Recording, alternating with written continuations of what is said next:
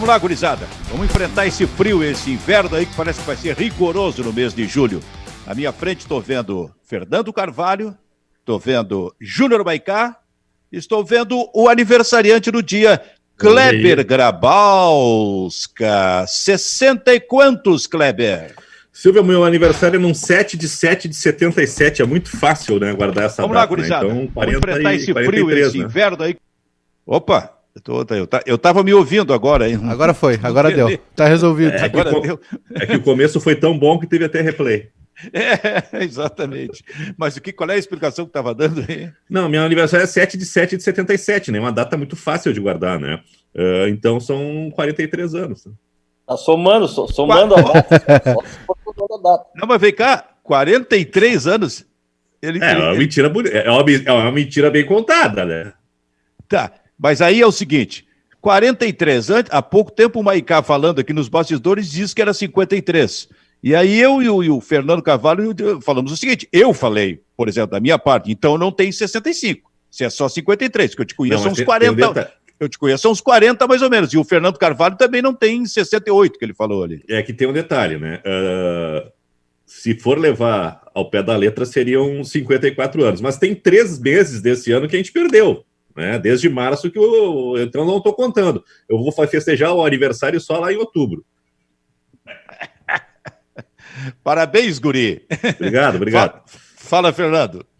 Parabéns, Kleber. Um grande abraço. Tudo de bom. E já que esse ano eu não vou contar, eu não vou ficar nos meses, eu não vou contar o ano inteiro, porque eu não vou comemorar nada esse ano. O ano que vem eu volto a comemorar os 67 que eu tenho hoje. Permaneço, vou perder um ano no calendário.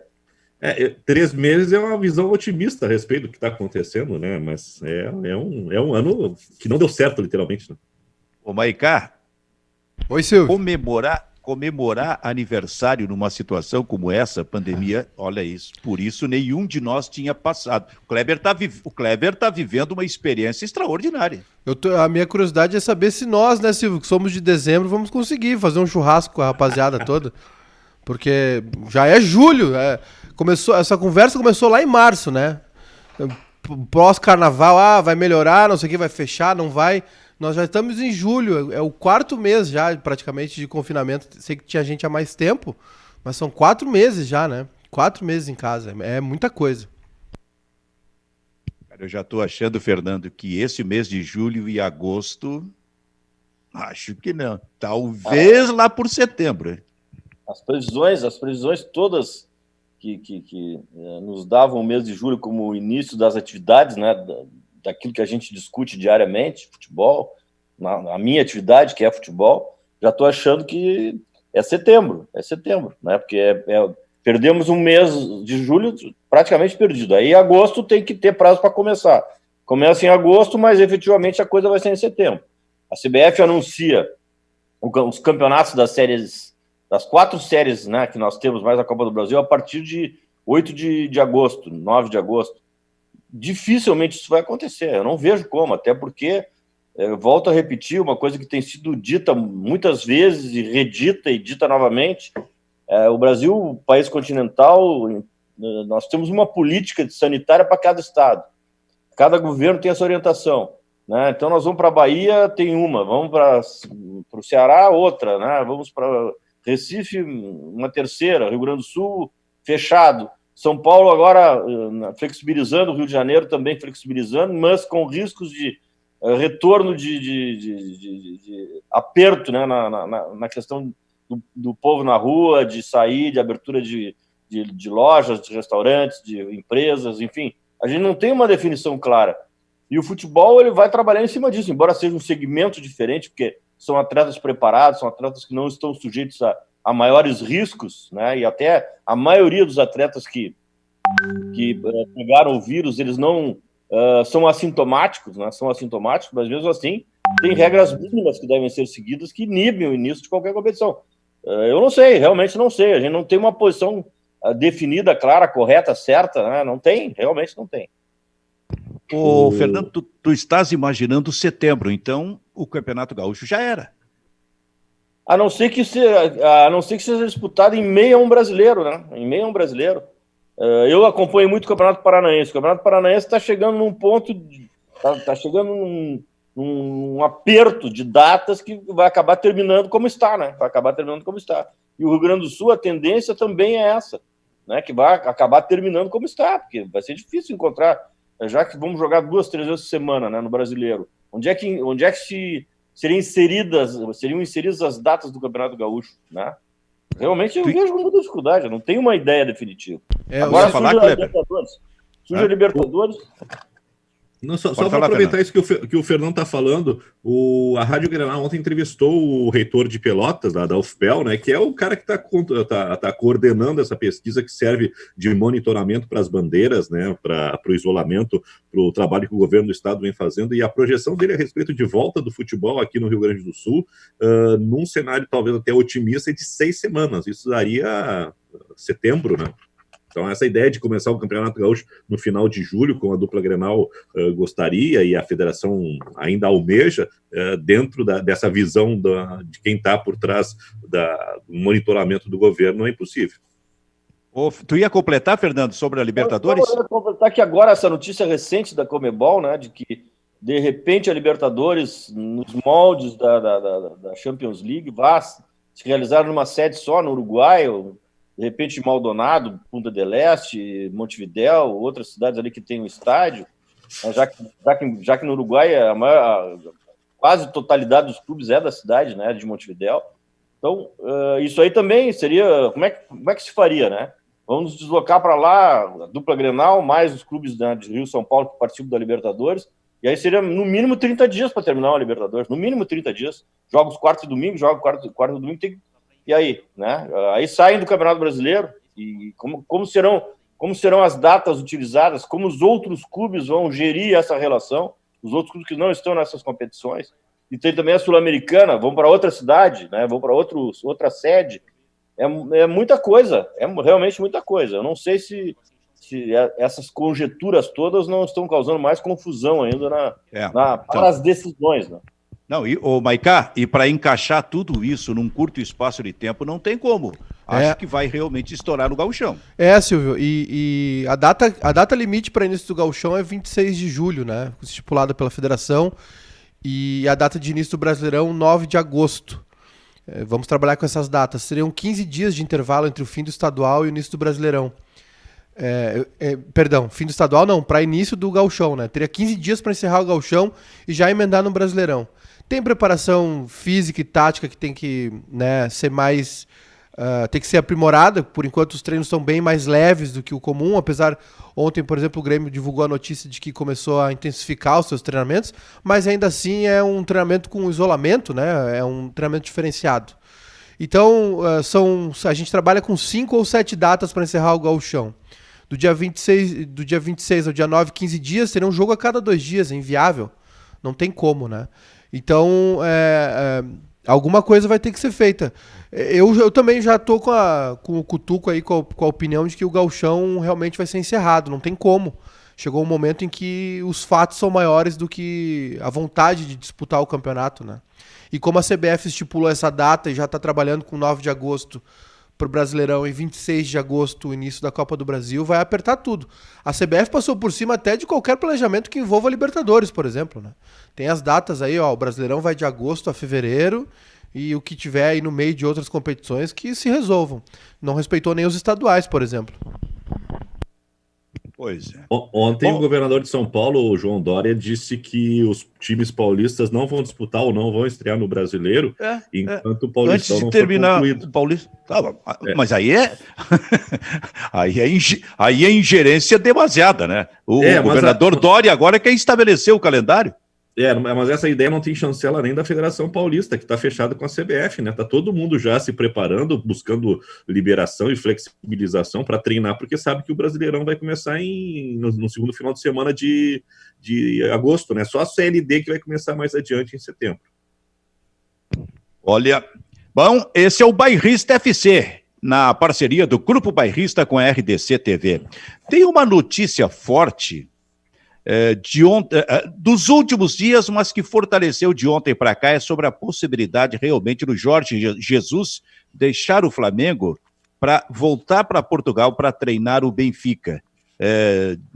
Hoje, nas redes sociais, por manifestações de colegas jornalistas do Rio de Janeiro, por exemplo, eles já dão como certo isso. Ele termina o trabalho no Campeonato Carioca e volta para Portugal. Bem, a pergunta é a seguinte, a questão a ser colocada na mesa é a seguinte, eu até quero a primeira manifestação vindo do Fernando Carvalho, porque o Fernando é um ex-dirigente de futebol que trabalha com estes bastidores, essas ideias. Um time como o Flamengo, que está absolutamente ajustado dentro de campo.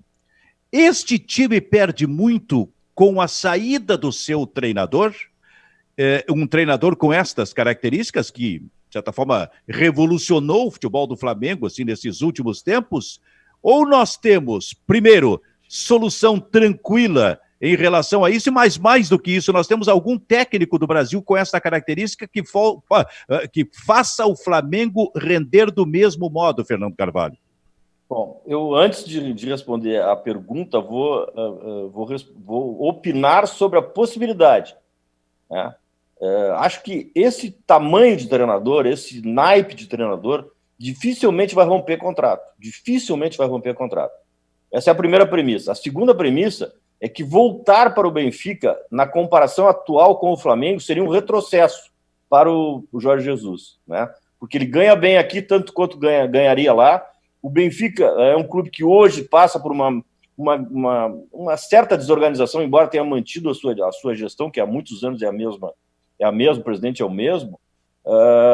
O Benfica não passa por um bom momento administrativamente, seu grupo é um grupo instável, né? E o Jesus, ao voltar para lá, teria que se deparar com a formação de um grupo, formação de um time, enfrentar o Porto, que está hoje superior, né? E enquanto ele tem aqui um time azeitado, armado por ele, montado por ele, líder em todas as competições que tem participado, favorito também para as próximas competições, mercê desse seu trabalho, enfim, eu acho que o Jorge Jesus dificilmente vai romper esse contrato.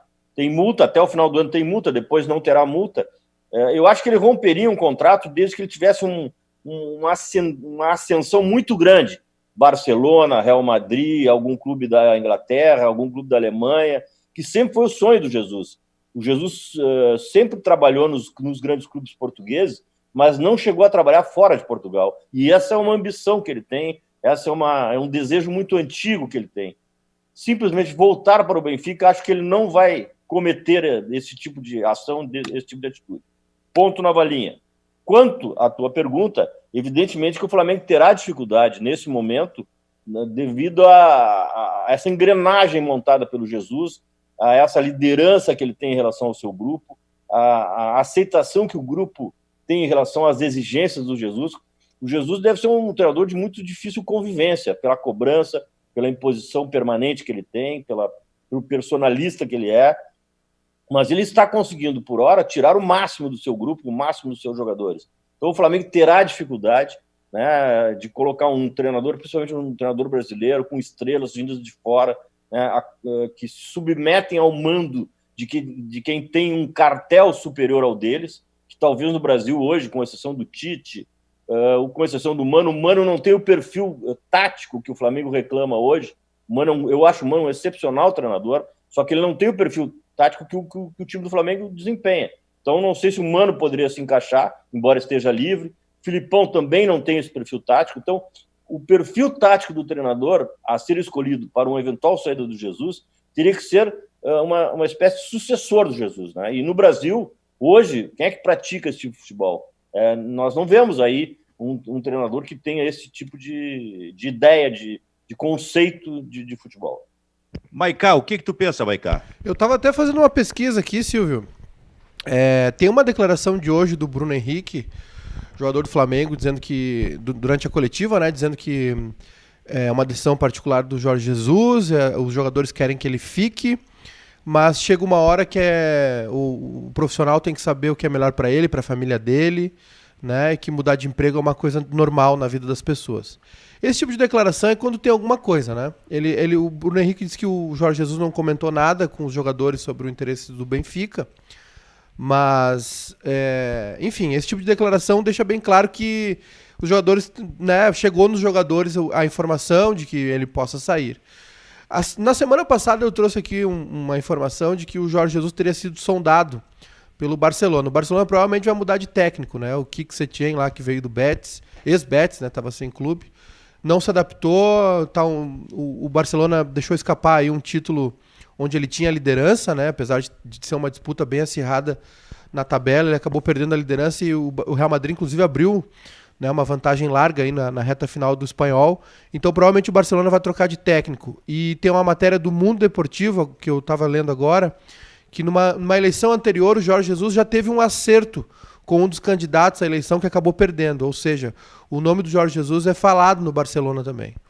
Então, né, os rivais que se apresentam ao Flamengo são grandes. Por outro lado, a mesma matéria do Mundo Deportivo cita que o Jorge Jesus está muito adaptado ao Brasil e que ele alimenta um sonho de ser o primeiro técnico da seleção brasileira estrangeiro, apesar, né, de toda a herança aí portuguesa no Brasil e o idioma, enfim. O Jorge Jesus alimenta esse sonho, meio que um pouco distante, de ser o técnico da seleção brasileira em algum momento, primeiro técnico estrangeiro. Só que isso está, ao nosso ver aqui, está longe de acontecer, né? O Tite está consolidado aí para mais uma campanha até 2022. Claro, começam as eliminatórias, tudo pode mudar. Então, o Flamengo tem adversários fortes aí. Pela fala do Bruno Henrique, Silvio, eu acho que tem alguma coisa aí realmente, né? E tem também a questão do Benfica mexer com o coração do Jorge Jesus. Eles já tiveram os arranca-rabo deles também já no passado. Em 2015 teve um processo lá, o Benfica foi à justiça quando o Jorge Jesus foi pro Sport, enfim. Como todo caso de amor, né, tem suas rusgas também. Mas, se os jogadores, como citou o Bruno Henrique, falaram, cada um sabe de si, a gente quer que ele fique, esse tipo de declaração é quando tem alguma coisa realmente. Kleber. Lá em Portugal faltam 4 rodadas, né? O Porto abriu 6 pontos, é o virtual campeão em cima do Benfica. O Benfica demitiu o Bruno Lage, que era o treinador, porque na retomada, né, após pandemia, o Benfica foi muito mal, ficou para trás, o Bruno Lage foi demitido, e hoje o Benfica anunciou Nelson Veríssimo, que era um auxiliar, como técnico tampão até fechar a temporada. Então está preparando o terreno para um novo treinador. Essa história de que o Barcelona sondou o Jorge Jesus, né? A notícia da semana passada, um jornalista português, que eu não me lembro o nome, falou isso, que o Jorge Jesus estaria na cogitação do Barcelona. Por aqui o Jorge Jesus descartou o Barcelona, acho que não percebeu ou não sentiu que exista realmente a possibilidade de treinar o Barcelona. Ele disse na ocasião que continuaria no Flamengo, mas a questão do Benfica pode ser diferente, né? Porque lá tem uma situação em relação à pandemia controlada, vai receber em euro, que podem ser 2 aspectos a serem tratados, mas isso que o Fernando Carvalho falou, eu acho que é muito interessante, o quanto, né, o Jorge Jesus se estabeleceu num patamar acima dos outros treinadores aqui no Brasil. Substituir o Jorge Jesus vai ser muito complicado. Um cara que faça o tipo de jogo que ele faz, no Brasil a gente não encontra. A gente pode encontrar algumas opções com um futebol diferente. O Kudê é um treinador que está mudando a cara do Internacional, o Renato mudou o futebol do Grêmio, o Sampaoli faz excelentes trabalhos, ou pelo menos fez no Santos recentemente, mas não são treinadores com o mesmo estilo do Jorge Jesus. Para o Flamengo vai ser muito difícil. Então, nessa quarta-feira é um misto de alegria, de euforia para você já virtual campeão carioca, né? É só ganhar o segundo turno, e também de preocupação, porque substituir o Jorge Jesus neste momento e por tudo que ele fez no Flamengo em 1 ano e pouco, né? Vai ser uma missão muito complicada. Lembrando de um negócio aqui agora, quando se falou lá atrás sobre a possibilidade do Renato daqui a pouco deixar o Grêmio para ir treinar o Flamengo. Um momento em que o Flamengo até queria o Renato. Eu acho que hoje, Maicá, isso não acontece. Teve até proposta, lembra? Na final do Gauchão. Fala, Fernando. Eu acho que sobra pro Grêmio aí. Eu acho que vai sobrar pro Grêmio. Mas tu tá achando, Fernando, que daqui a pouco, num caso desse, o Flamengo viria no Renato? Eu acho que a vez passada houve um contato bem próximo, né? Bem próximo. Houve uma tentativa, né? E no momento em que saiu eu não acredito que o Jorge Jesus vai sair. Vou ratificar. Sim. Eu acho que ele não sai. Ele não sai agora. Hoje, no Brasil, o nome que estaria habilitado, até pelo futebol que vem praticando no Grêmio nos últimos anos, que semelha ao futebol praticado, não é a mesma coisa, mas semelha, né? Acho que o Renato seria a primeira bola aí para ser sondada pelo Flamengo. O que tu ia dizer, Maicá? Que vocês lembram no Gauchão do ano passado, o Renato teve um dia do Fico, né? Que foi a final lá em Pelotas contra o Chavante. O Renato acabou fazendo um mistério também. E aí, após o jogo, após o título ali, ele deu só um pronunciamento dizendo que ficava. Mas daquela vez o Flamengo realmente veio muito forte, né? Balançou, inclusive. E aí o Renato ficou em dúvida, negociou e tal. Mas eu acho que as circunstâncias mudaram, assim, eu não sei. Também não sei se o Flamengo, não, como está muito forte financeiramente, não iria para o mercado de novo, para o exterior, né, em busca de um técnico. Mas, porque tem sido soluções boas, né? Às vezes nem sempre baratas, mas boas. O Inter, por exemplo, com o Kudê, na minha opinião, acertou, né? Trouxe um cara extremamente criativo na questão tática e que mudou a cara do Inter. Tava precisando dar uma renovada dentro de campo, né? E o Flamengo também acertou na mosca, né? Montou um super time que não estava indo bem com o Abel. Trouxe um cara com ideias, que entendeu bem o grupo, um cara, né, moderno, taticamente, e revolucionou o futebol, né? Passou o trator, literalmente. Então, eu não sei se o Flamengo não buscaria fora. Eu acho que mudou muito. Eu acho que os confrontos Grêmio e Flamengo do ano passado acabaram marcando um pouco o Renato, assim, com a torcida do Flamengo. Mas também não é nada que não se resolva no futebol, né? Agora, eu queria perguntar para vocês, não sei se vocês acham, eu concordo com o Fernando que treinadores do porte do Jorge Jesus não têm esse hábito de quebrar contrato, enfim. Mas essa situação toda que a gente vive, a pandemia, esse volta ou não volta de torneios, você não acha que isso poderia influenciar um pouco essa saída do Jorge Jesus? Para sair ou para ficar? Para sair. Pois é, porque o que se diz aqui, e aí entra a questão financeira, é que o contrato dele é em dólar, né? O euro, uma coisa assim. Euro. Tá, perfeito. Então, uma renovação e até com aumento de salário seria uma coisa absolutamente exorbitante nesse momento, né, para o Flamengo, com o euro a, sei eu, quase R$6, ao contrário daquele período lá atrás, um ano e pouco, quando o Jorge Jesus veio para cá e o euro estava bem mais baixo em relação a esse valor atual, hein, Fernando? Não, na verdade, a informação que eu capto das discussões, porque esse assunto, por ser o Flamengo, monopolizou as discussões nacionais nos últimos 2 dias. E o que eu captei das informações, que julgo serem corretas, é que o Jorge Jesus tem uma cláusula penal que, nesse momento, ela seria alta, mas ela não seria exigível a partir de janeiro. Então, eu julgo que até janeiro, dificilmente ele vai sair, né? O que tem de contraproducente para o Flamengo é que esse contrato foi feito quando não se imaginava que o Campeonato Brasileiro fosse superar o ano, né? Se esperava que o Campeonato Brasileiro fosse terminar esse ano, né? E ele vai terminar em fevereiro, março, já tá em fevereiro, vai chegar em março.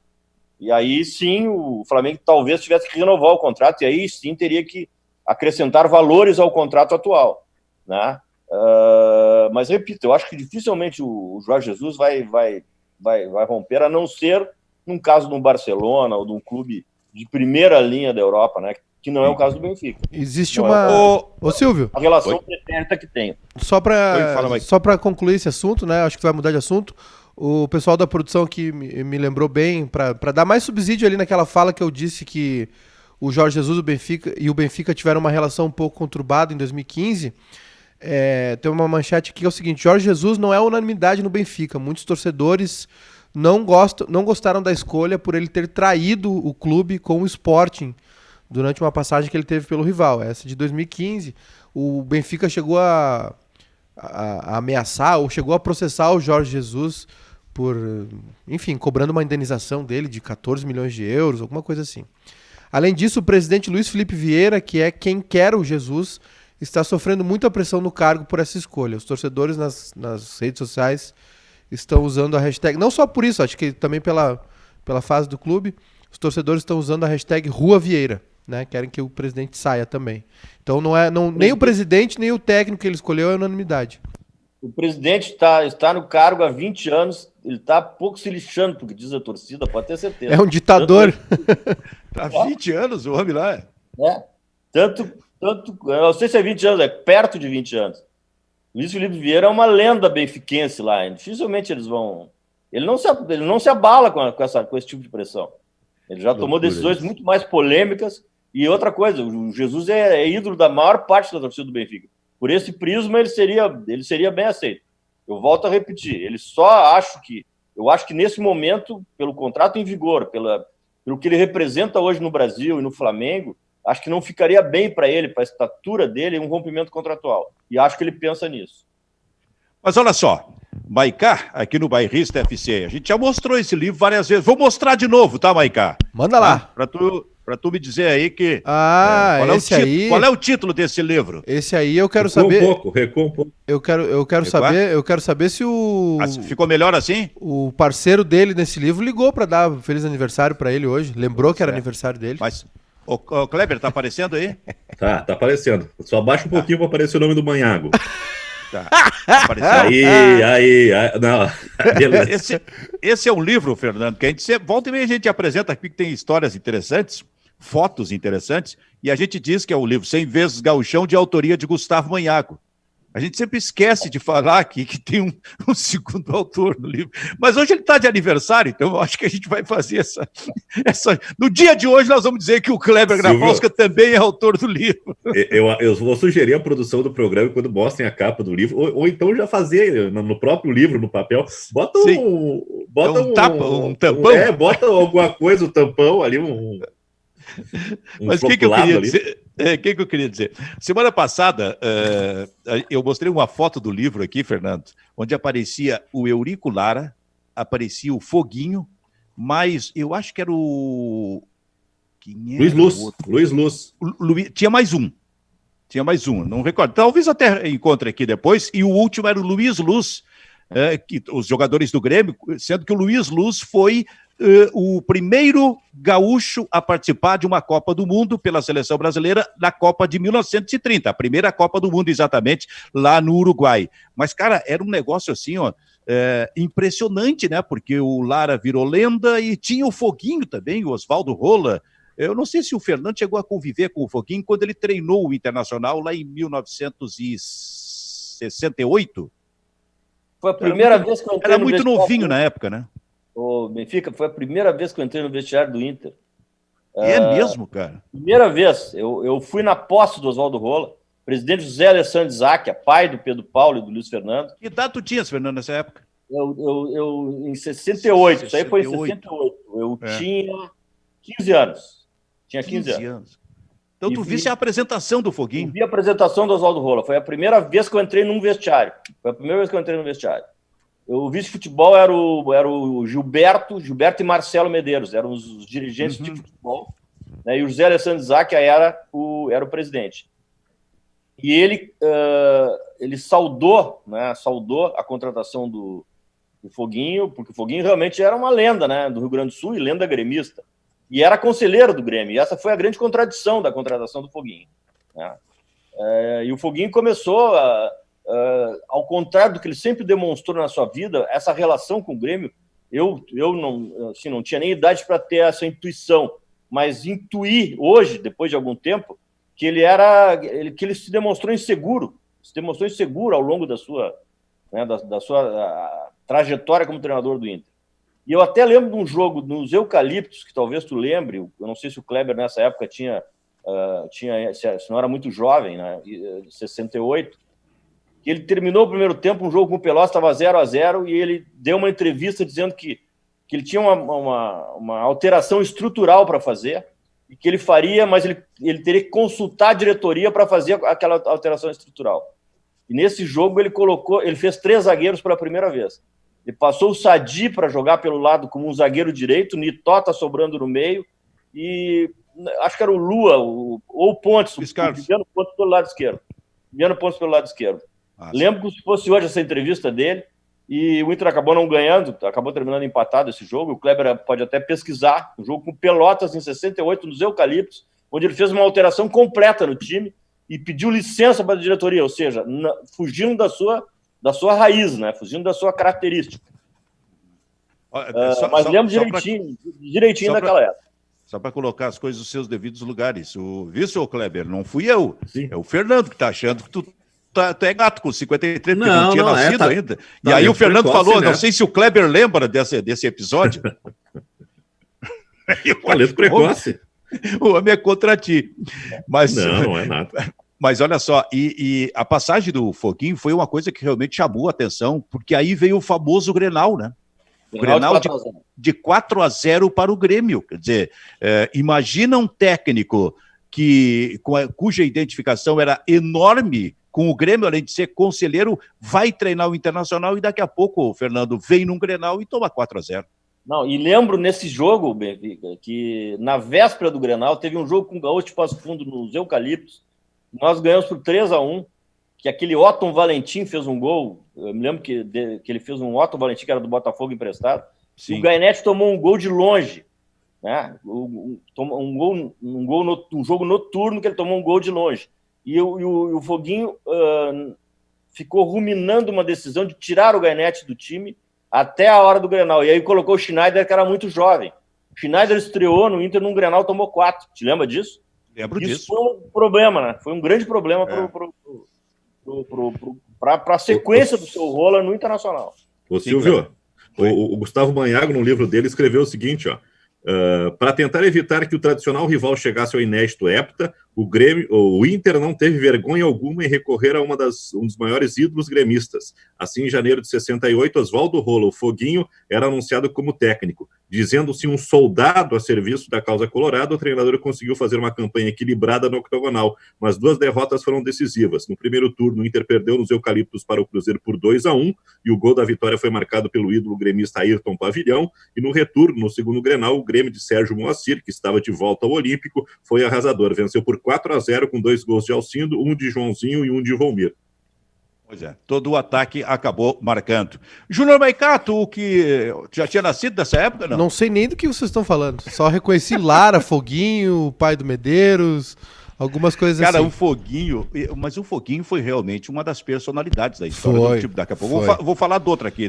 Eu acho uma das personalidades da história do futebol. Silvio, gaúcho. esse canal que eu tô fazendo sobre o Grêmio, né? Tem notícias, enfim. Até quero convidar todo mundo de novo a se inscrever no canal aí, Fala Maiká. Mas eu já tô preparando uma série de vídeos aí sobre a história do Grêmio, né? Porque, é claro, eu sei que tem muita gente que já documentou, o Peninha fez alguns livros, tá fazendo uma série aí com o próprio Lara. Grêmio, né? Sobre o Lara nas redes sociais, muito legal a ideia. Mas a minha ideia é documentar isso também, contar essa história, fazer uma pesquisa, né? Contar jogos históricos, personagens históricos. Também quero falar de grandes perebas, que é uma coisa curiosa, né? Uns caras ruins que passaram pelo Grêmio. Jogos que deram tudo errado, porque nem só de vitórias é a vida, né? Mas também recuperar esses personagens aí, personagens que são esquecidos, assim. Ou pelo menos documentar isso de uma maneira diferente, né? Contar de novo a história do Lara em vídeo, tentar recuperar imagens, do Foguinho também. Eu acho que a história do Foguinho é pouco contada pro gremista, sabe? Eu acho ele tem um papel maior na história do Grêmio. E daqui a pouco a tua linguagem, né? A linguagem atual que chame a atenção dos mais jovens, por exemplo. Porque são histórias que com o tempo vão ficando escondidas. Por exemplo, Kleber, essa aqui, agora, no teu livro aqui, vou ver se... Eu largo o microfone um pouquinho, você só me diz se eu tenho que aproximar ou não. Como é que é? Tá bem. Baixa um pouquinho só.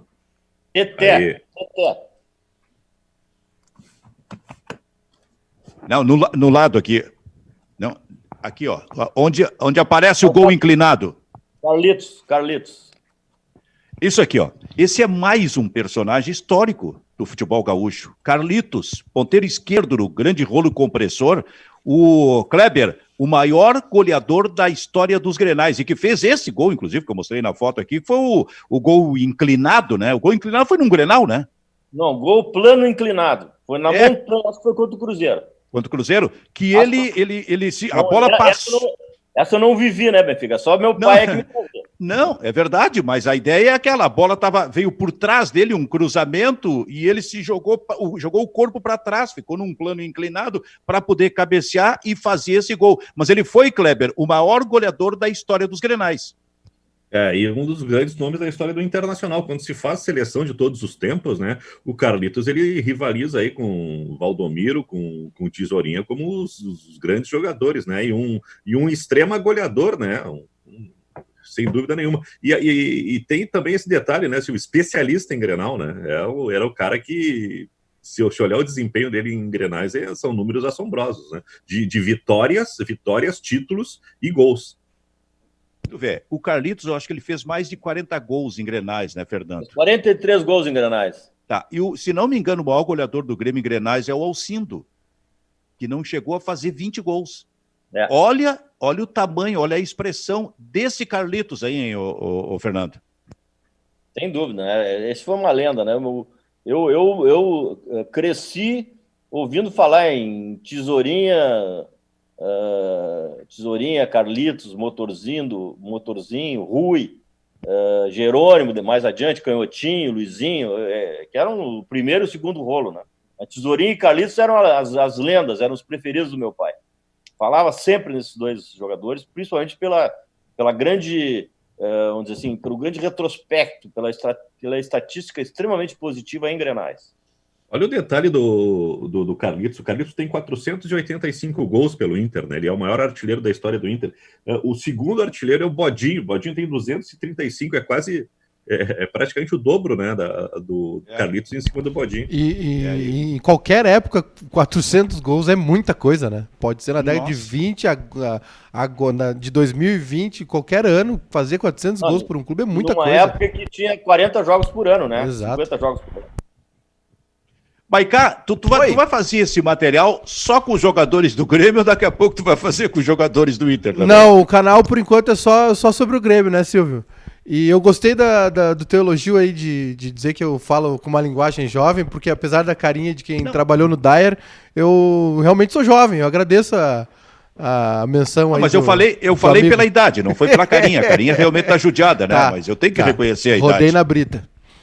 Mas tu vê, essa questão da linguagem, ela me parece interessante, porque o conflito de gerações é uma coisa absolutamente normal. E tem garotos por aí que daqui a pouco a gente vai querer falar alguma coisa que a gente sabe que foi importante, foi histórica, foi grandiosa, e eles simplesmente não querem ouvir, né? Então, mas se isso for contado com a linguagem atual, talvez chegue exatamente nesses jovens para que eles conheçam mais coisas a respeito da história do futebol gaúcho. Exato, e assim, a linguagem de vídeo para nós aqui é uma novidade, né? Não para a gente operar, mas para a gente fazer, né? Nós sempre fomos muito de texto, né, de escrever, e rádio, voz, apesar de ter, né, de não ser um grande locutor. Mas aí agora a gente tá aí, né, bolamos esse canal, já era uma coisa que era para ter sido feita, que eu já queria fazer há algum tempo, mas é uma nova linguagem, né, Silvia? O YouTube é uma coisa muito, muito plural, muito grande, assim. E lidar com vídeo também já é uma outra dinâmica, mais próximo da TV. É diferente da gente sentar numa bancada e comentar sobre futebol, né? Então, mas estamos trabalhando para isso, estamos trabalhando para contar histórias legais aí, é uma maneira de documentar também, né? É uma maneira diferente, não é um livro, não é uma coisa, né, tão formal, mas também é uma maneira de registrar a história. Então, eu estou muito feliz aí com o resultado. O canal entrou no ar no domingo. O vídeo que eu fiz sobre as transmissões de TV lá de Flamengo e Globo, como o Grêmio pode se afetar com isso, tá chegando em 3 mil visualizações, o canal tá crescendo também. Então tá muito legal, assim, tô me adaptando a essa nova ferramenta, digamos assim. Diga, Kleber Grabowska, o aniversariante do dia.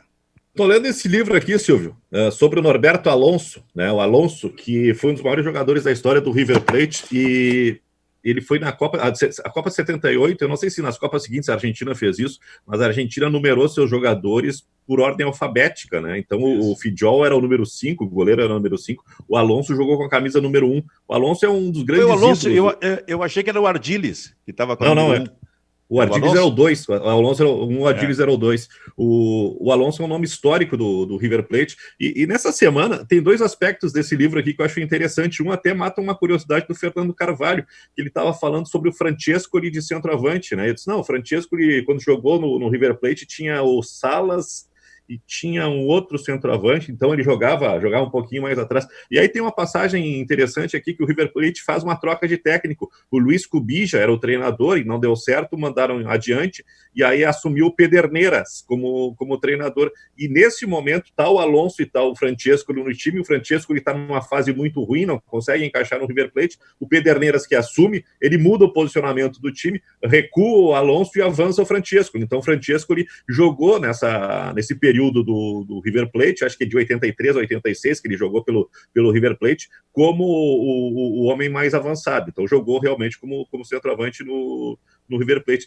E o Alonso, ele fala sobre o histórico, a trajetória dele dentro do River Plate, e ele disse que ele foi um grande ídolo, foi o comandante da Libertadores de 86, do título mundial de 86, e ele fala dessa gana que esse time tinha, que eram jogadores criados dentro do River Plate, que perder por 2-0 não era problema nenhum, porque o time ia lá e buscava, e olha o sinal de respeito e o elogio que ele faz. Ele diz assim, teve um certo jogo, acho que Mar del Plata, pode ser um amistoso contra o Internacional, algo assim, perdíamos de 3-0 do Inter do Falcão, fomos lá e buscamos um 3-3, né? Uma deferência à qualidade do futebol do Falcão no livro do Alonso. Lembra disso, Fernando? Lembro que quem foi muito bem nesse torneio foi o Jair e o Cláudio Duarte, acho que era o Cláudio Duarte, nosso técnico. Que ano foi, Kleber? Eu acho que é 78, eu acho. Então foi o Cláudio Duarte, técnico, eu me lembro direitinho. O Já foi muito bem, foi muito elogiado. E o Alonso era um meia canhoto, que não era muito combativo, e a crítica que os argentinos faziam a ele era exatamente isso. Ele era um jogador que jogava muito com a bola e sem a bola não competia muito, mas tinha uma qualidade ímpar. E depois que ele saiu do River, foi jogar no Vélez. Ele jogou no Vélez há algum tempo e também foi ídolo no Vélez. E depois voltou para o River. Né? O Kleber chegou a falar no técnico que o River foi buscar o Pederneiras e na hora eu fiz uma confusão, mas agora eu estou me dando conta que eu pensei o Pederneiras, que foi o técnico do Grande Estudiantes de La Plata, mas não, foi o Oswaldo Zubeldia. Eu estou falando do Estudiantes de La Plata no fim dos anos 60, que, se não me engano, chegou a ser tricampeão na sequência da Libertadores da América, que era um time absolutamente extraordinário, que tinha o Verón, pai do Verón, que já se aposentou. La Bruja? Jogou em Porto Alegre em 69, tomou 3-0 no Beira-Rio. Não sei se tu te lembra disso, Pedro. Lembro, mas isso não retira a minha ideia de que era um baita time. Não estou querendo retirar. Apenas... Era ou não era um grande time o Estudiantes? Foi o melhor time da América 3 anos seguidos. E o Verón, La Bruja, Verón era ponta esquerda. É. O Bilardo não jogava nesse time? Eu acho que jogava o Bilardo de zagueiro. O Bilardo era zagueiro, jogava nesse time. Eu preciso de alguém mais velho, Kleber, para lembrar disso aí, porque eu te confesso que eu era muito novinho na época, eu não lembro. O Silvio chegou a mostrar o Inter... Mas eu acho que já está respondido, né? Eu provoquei, ele não veio, mas eu acho que já está respondido, que ele era zagueiro. Chegasse a mostrar para o Fernando o Inter de 72 do Valmir, não? Sim, passei para ele, ele postou, rapaz. Fez uma referência a ti. Ele usa como é que ele usa os arquivos implacáveis de Kleber Grabowska? Eu, por coincidência, esse dia estava passeando aí no Instagram e achei essa foto. É justamente o jogo do Valmir contra o Flamengo no Maracanã, né? Flamengo no Maracanã. Silvio? Foi 1972. Diga, Júnior Maicá. Fiz a pesquisa aqui, o Bilardo foi campeão junto com o pai, com o Verón pai, né? Da Libertadores. De 68, jogaram juntos. Só que pela escalação que colocaram aqui, o Bilardo tá no meio.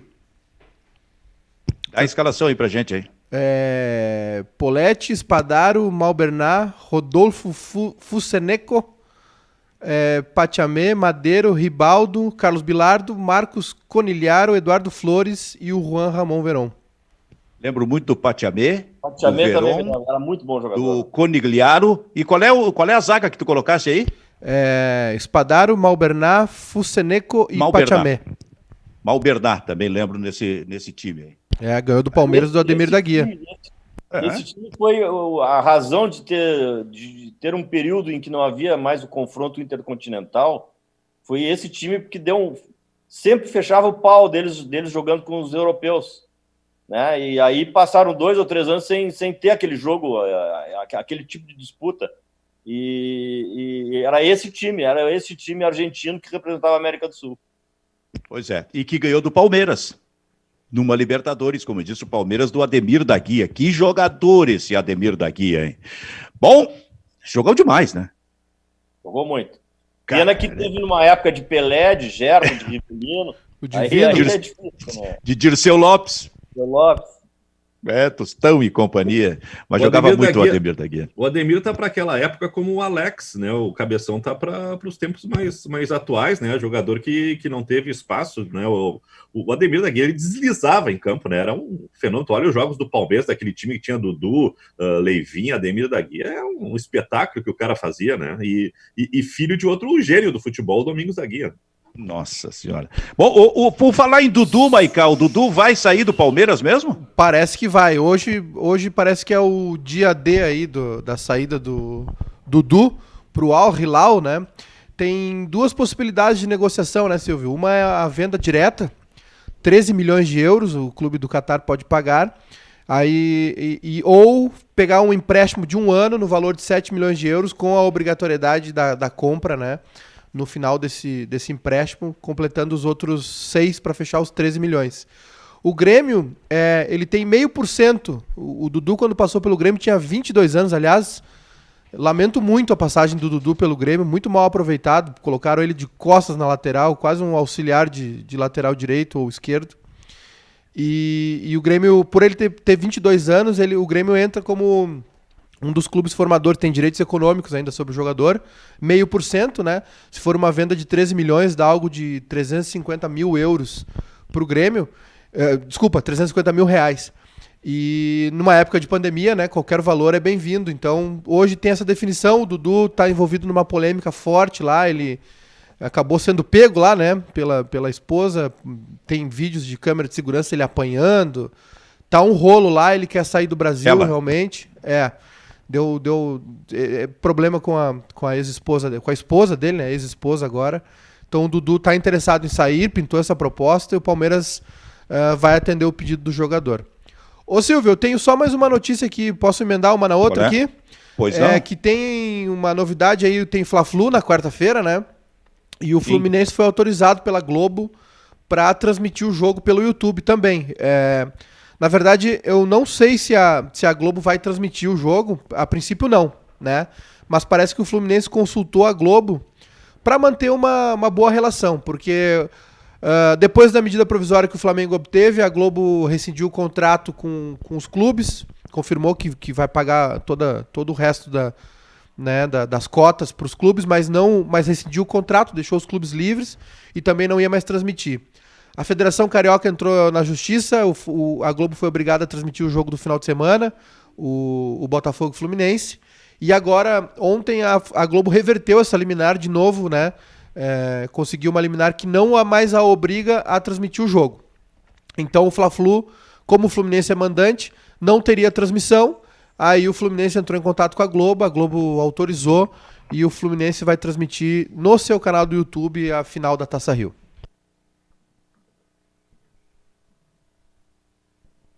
Tá fechado o teu microfone, Silvio?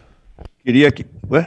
Agora sim. Tá aberto agora aqui. voltou. Queria que... Deu um o cortezinho, Flamengo então. queria tudo que o Flamengo, eu falei tudo que o Flamengo queria fazer, porque ele queria evidentemente ser o mandante do jogo para ter essa possibilidade da transmissão. Como é que tu viu, Fernando, todo esse movimento, essa medida provisória com a ida e a pressão do Flamengo junto ao presidente Jair Bolsonaro, a reação dos clubes, a questão de que o clube mandante agora tem a autonomia para negociar com televisão o seu próprio jogo e até transmitir pela sua internet, por exemplo? Bom, essa matéria, Silvio, a meu juízo, é muito polêmica, né? Muito polêmica porque há uma falsa ideia de que isso vai ser bom para todo mundo. Né? Eu não pactuo dessa ideia. Eu acho que vai ser bom para o Flamengo e até aqui não demonstrou ser, porque a gente não tem números, né?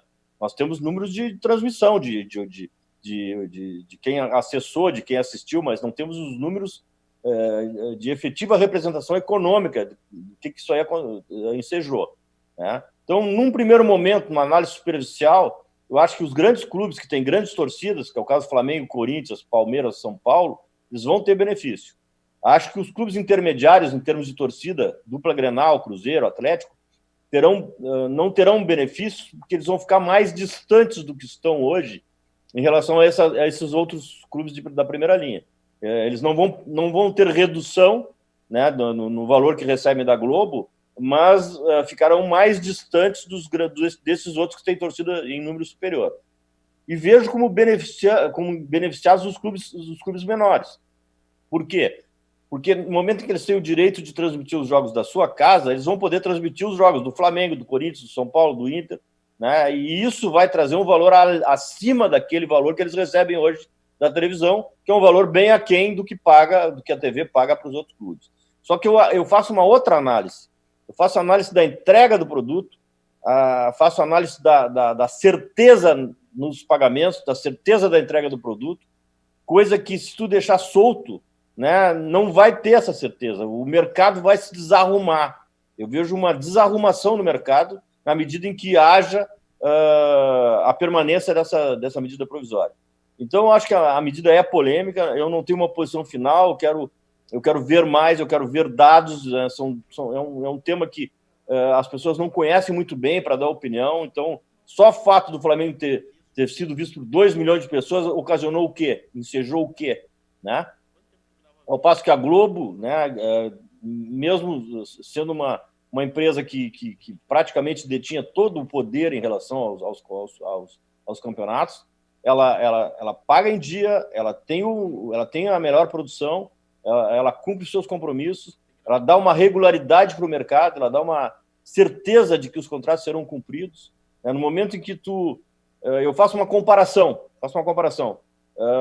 quem quer se estabelecer autonomamente, um advogado, ou quem quer se tornar um juiz, ou quem quer se tornar um funcionário público fazendo concurso, vai ganhar um valor certo, mas é um valor que ele pode contar, que ele sabe que vem no final do mês, ao passo que o profissional liberal, da mesma maneira, ele tem a instabilidade da profissão. Então, os clubes de futebol que estiverem cobertos pela Globo, eles vão ter a certeza de que vão receber, o mercado vai estar regulamentado.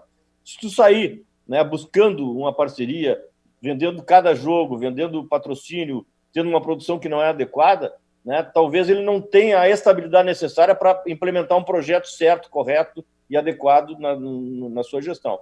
São muitas questões, a meu juízo, são muitas variáveis que têm que ser analisadas, e eu acho que, de uma forma objetiva, não dá para dizer que foi boa a medida provisória. Pois é. O Kleber, o Fernando falou num detalhe em relação aos clubes pequenos que podem sair jogando, porque, aliás, podem sair ganhando, porque daqui a pouco eles vão sediar, eles são mandantes de um jogo contra o Flamengo, contra o Corinthians, eles podem vender isso bem para a televisão.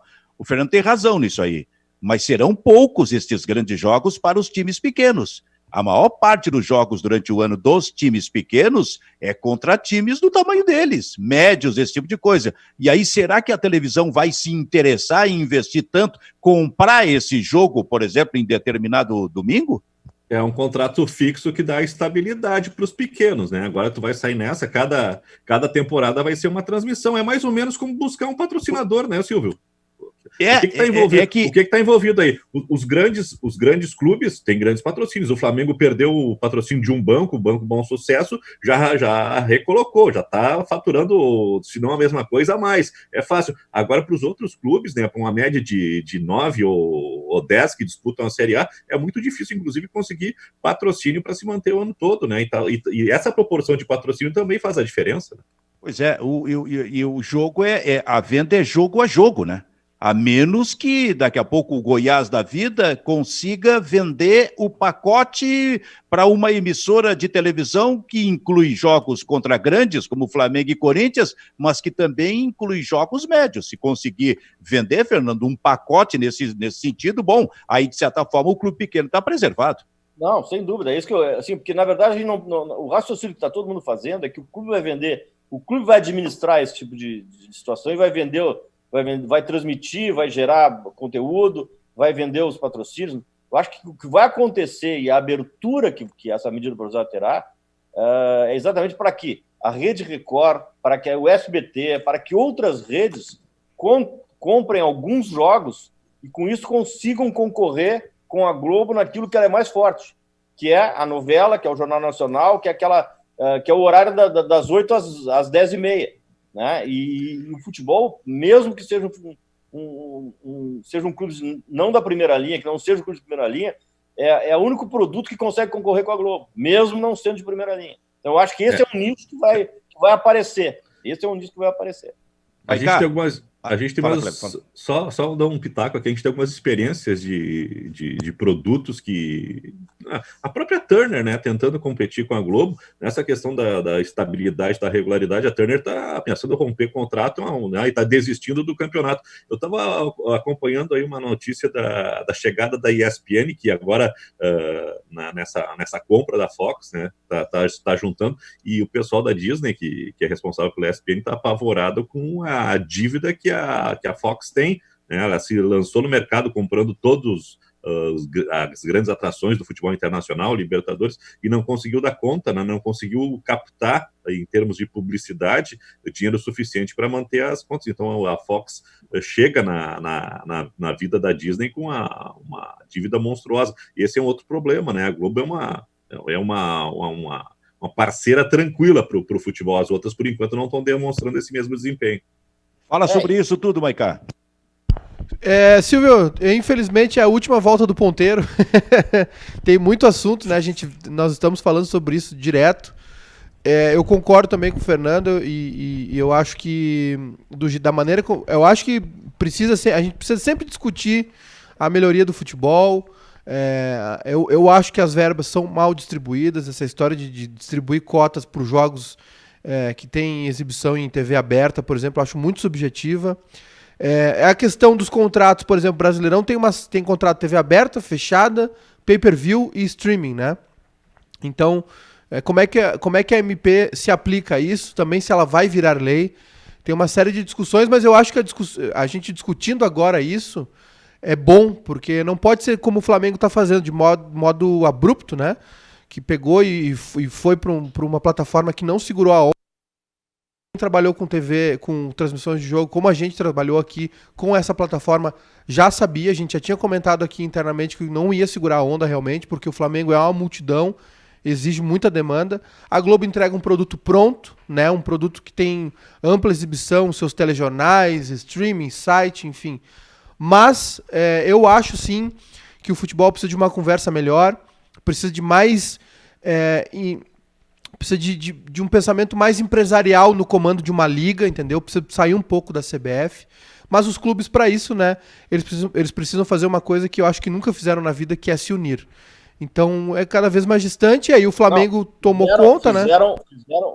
Fizeram em determinado momento, durante 20 anos, no Clube dos 13. O Clube dos 13. E aí, falando em relação à Globo, quem implodiu o Clube dos 13 foi a Globo, ao assinar um contrato direto com o Flamengo, direto com o Corinthians, e aí passou a fazer contratos individuais. Então, tudo que a Globo está reclamando agora, ela deu causa lá atrás. Então, isso a gente não pode perder de vista também. Perfeito. Bom, esse é um assunto que não tem fim, hein? A gente vai seguir debatendo muito isso aí. Muito bem, Fernando Carvalho, Júnior Maiká e o aniversariante Kleber Grabowska, muito obrigado. Vamos agora para o churrasco que o Kleber está preparando. Virtual? Churrasco virtual. Manda uma foto. Estou esperando todo mundo aqui de tarde, tá? Pelo Zoom, pelo Skype. Vocês não vêm me dar desculpa da chuva. Tá certo, então. Tem uma encomenda para te ver se tu acha esse jogo do Pelotas aí de 68, que o Foguinho fez uma mudança tática. Tenho curiosidade. Muito bem. E o bairrista Diga, Kleber. Não, vou ter que descer as caixas aqui. Então tá, desce as caixas. E o bairrista FC fica por aqui. Voltamos amanhã. Tchau, tchau.